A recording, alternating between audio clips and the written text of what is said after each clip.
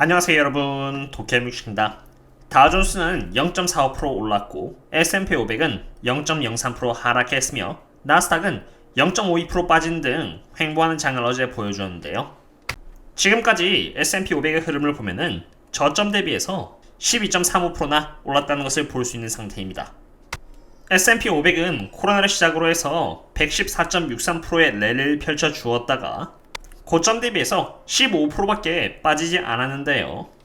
장이 베어마켓과 함께 꾸준히 하락한 동안에도 이렇게 계속 랠리를 펼쳐주면서 이러한 하락 채널에 빠져나오지 못한 탓에 지독한 베어마켓이 이어지고 있는 상태이고 11월 30일날 제가 라이브로 통역을 할 예정인 연준 의장 파월 연설이 잡혀있는데 그 연설에 맞춰서 이 베어마켓의 랠리를 정말 뚫고 나갈 수 있는지 또는 또 추가로 하락하면서 베어마켓이 이어질지는 저도 의문입니다.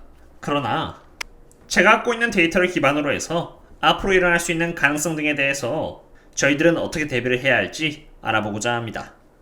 지금 보고 계시는 이 그림은 불마켓과 베어마켓의 기간 동안에 얼마나 많은 새로운 고점과 새로운 저점이 나는지를 보여주는 그림인데요. 지금 2022년에 보여주고 있는 새로운 저점의 숫자는 사실 2020년, 2018년에서 2019년, 2016년, 그리고 2012년과는 비교가 안 될 정도라고 할 수 있습니다. 오히려 과거 2008년에 있었던 Great Financial Crisis와 비슷한 수준이라고 할 수 있겠죠. 이러한 상태에서 S&P 500은 4034까지 랠리를 펼쳐준 상태이고 여기서 만약 뚫고 올라가지 못한다면은 바로 이 그림과 같이 S&P 500은 새로운 전저점인 3400을 향해서 내려갈 가능성이 있습니다. 최근 11월 FOMC 의사록에 의하면은 12월 금리 인상은 50bps가 될 가능성이 있다고 하면서 시장의 활력을 불어넣어 주었습니다만 사실 금리 인상을 느리게 한다일 뿐이지 최종 금리는 5% 이상까지도 바라봐지고 있는 상태입니다. 2013년 3월까지는 4.75%에서 5%가 바라봐지고 있지만 최종 금리의 정점으로 점쳐지고 있는 2013년 7월 달에는 이렇게 5.2%까지도 Federal Funds Future Rate에서 보여주고 있는 상태이기 때문입니다. 하지만 무엇보다도 제가 여전히 조심스러운 자세를 유지하고 있는 이유는 바로 실업률과 10년 국채금리와 2년 국채금리 사이의 스프레드 그리고 Federal Funds Rate의 관계 때문입니다. 여기 파란색은 미국의 실업률을 의미하는 차트이고요. 노란색은 Federal Funds Target Lower Range, 원래 미들 레인지를 해야 합니다만 이 앱에선 지원이 되지 않아서 그냥 Lower Range로 잡았는데 어차피 관계를 보여주려고 한 차트이니 상관없습니다. 그리고 여기 오렌지색은 10년 국채금리와 2년 국채금리의 차이를 보여주는 스프레드입니다. 다들 바라고 있는 피벗은 일반적으로 여기 10년 국채금리와 2년 국채금리의 스프레드가 올라갈 때 이렇게 아래로 피벗이 일어납니다. 1975년부터 그러한 관계를 보여줘 왔었는데 지금은 정말 안타깝게도 10년 국채금리와 2년 국채금리의 스프레드의 기울기가 덜 가파라졌을 뿐 아직까지 상승하는 모습은 보여주지 않고 있습니다. 그럼 10년 국채금리와 2년 국채금리의 스프레드가 언제 올라간지를 알아야 하는데요. 일반적으로 여기 실업률이 좋은 프리딕터가 됩니다. 여기 실업률이 올라갈 때 10년 국채금리와 2년 국채금리의 스프레드는 상승하는 추세를 보여주었고요. 그럼에 따라서 연준은 금리 인상을 인하로 피벗하는 흐름을 보여주는 것이죠. 마치 과거 코로나가 터지면서 이렇게 실업률이 가파르게 치솟았고 그럼에 따라서 10년 국채금리와 2년 국채금리의 스프레드가 올라가기 시작하면서 연준이 금리를 낮춘 것과 똑같습니다. Expected Inflation은 33.65로 고점에서 이렇게 조금 내려왔을 뿐 여전히 계속 우상향을 해나가고 있고요.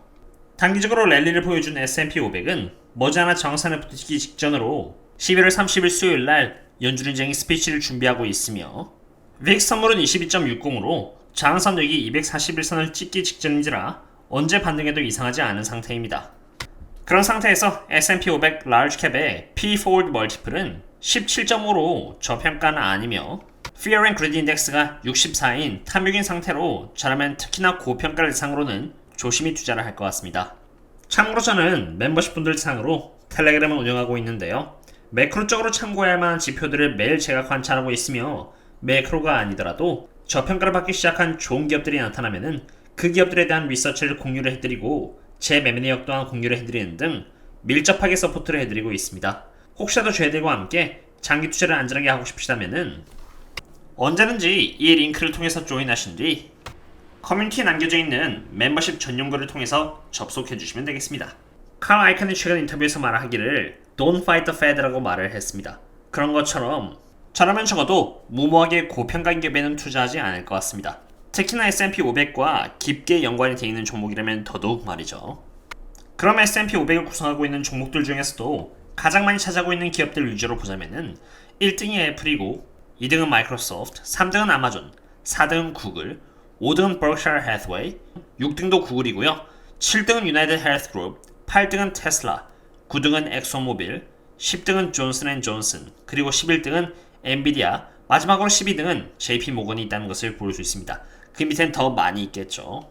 이러한 종목들 외에 많은 분들 상으로 유튜브 영상을 지속적으로 올리는 만큼 위험성이 높은 3배 레버리지 중에서도 특히나 S&P 500과 깊게 연관되어 있는 S&P 500 3배 레버리지인 U프로나 TQQQ는 정말 조심해야 한다고 생각합니다.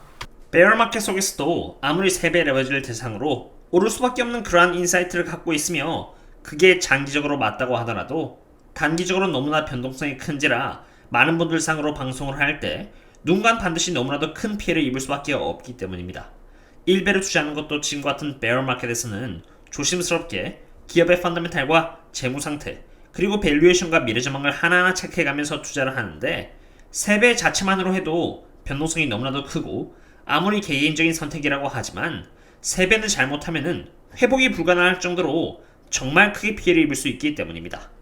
특히나 이러한 베어마켓에서는 3배 레버리지를 대상으로 장기 투자를 할 때는 대부분이 장기적인 플랜을 갖고 있지 못한 경우가 많은데 너무나도 변동성이 큰지라 포모의 불안감에 이러한 상승장을 놓치기 싫은 나머지 큰 돈을 추가로 투입한 경우가 매우 잦습니다. 이러한 경우가 과거에 자그마치 2번이나 있었고 만약 이번에도 이러한 채널에 부딪혀서 또 하락하게 된다면은 물을 지금까지 계속 타왔던지라 투자금은 눈덩이만큼 커져 있게 되는 것이고 하락하게 된다면은 같은 비율로 하락하더라도 더 큰 돈이 하락할 수 있게 되는 것입니다. 매우 정교하게 남아있는 시드를 조절하여서 현금을 여전히 갖고 계신다면 상관은 없지만 이러한 베어마켓 속에서도 주봉 기준으로 여러분의 랠리가 있었는데 이런 랠리 때마다 만약 추격 매수를 했다면 남아있는 돈은 아마 수중에 거의 남아있지 않을 확률이 클 것이고 설사 한 달에 들어오는 월급으로 추매를 한 번 한다고 하더라도 지금까지 너무 많이 매수를 했기 때문에 의미가 없는 추매가 될 가능성이 굉장히 커집니다. 여전히 현금이 많고 앞으로도 얼마나 더 갈지 모르는 베어마켓 속에서 준비가 다 되어 있고 장투할 준비가 정말 되어 있다면 상관은 없겠지만 그렇지 않다면 자신의 그릇만큼만 투자하여 안전하게 즐겁게 투자를 했으면 좋겠습니다. 그럼 3배 레버리지 이외에도 S&P 500의 많은 부분을 차지하고 있었던 주요 기업들에 대해서 봐보고자 합니다. 마이크로소프트와 애플 그리고 엔비디아인데요. 10년에 걸쳐서 이러한 기업들의 평균 프라이스 투 OCF의 멀티플을 보면은 마이크로소프트의 10년 평균 멀티플은 16.58이고요. 애플의 10년 평균 프라이스 투 OCF의 멀티플은 13.74 그리고 엔비디아는 32.1인데 지금 현재 그들의 멀티플은 21.05 애플은 19.67 엔비디아는 64.01로 이 세 개의 기업 모두 적어도 평균 대비해서는 여전히 고평가를 보여주고 있다고 할 수 있습니다. 지난 10년 동안 주식시장에서 많은 조정이 있었는데 그러한 조정을 전부 평균 잡았을 때 산출된 평균 밸류에이션보다 인플레이션이라는 이유로 조정을 받은 이 세 개의 기업들은 냉정하게 따지자면 고평가 선상에 오게 된 것입니다. 참고로 엔비디아의 경우 전후에 이렇게 2022년 10월 12일 그리고 2012년 10월 23일 날 엔비디아가 반등할 수 있다는 영상을 올려드렸고 멤버십을 대상한 텔레그램 속에서는 따로 또 리마인드를 드림으로써 엔비디아가 기회가 될 것이라는 말씀을 2022년 10월 11일 날 드린 바 있습니다. 2012년 10월 11일 기점으로 엔비디아는 41.26%나 올랐고 8월 17일 프리마켓에서 엔비디아를 전부 다 매도함으로써 지금까지의 수익을 지켰는데 어쨌든 그때 상태의 매크로 상황과 엔비디아의 좋지 않은 실적에 의한 밸류에이션을 고려하여 내린 결정이었고 성공적으로 이렇게 양방향의 대응에 성공한지라 개인적으로 후회는 없습니다. 하지만 어디까지나 뒤돌아봐도 아찔한 타이밍이기도 했고 사실 이러한 타이밍에 맞춰서 성공을 한다고 해도 결국 제 영상을 매번 보지 않은 누군가에게는 욕과 조롱을 듣는 만큼 앞으로는 멤버십을 대상으로만 매도에 대한 내역을 공개를 해드리고자 합니다. 다시 돌아와서 어쨌든 마이크로소프트와 애플 그리고 전저점 대비해서 40% 넘게 오른 엔비디아는 다시 고평가 영역에 올랐다고 생각이 되고요. 저렴형 고평가 기업을 대상으로는 가급적이면 적정 주가 또는 저평가가 될 때까지는 기다릴 것 같습니다. 물론 그럴 때 애플, 마이크로소프트나 버크셔 해서웨이 같은 좋은 종목들이 저평가가 된다면 바로 멤버십 전용 텔레그램에 남겨놓도록 하겠고요. 오늘의 분석은 이 정도로 마치도록 하겠습니다. 다들 즐거운 주말 되시고요. 그럼 다음에 또 다른 분석과 함께 샵도록 하겠습니다. 그럼 다음에 또 만나요. See you later.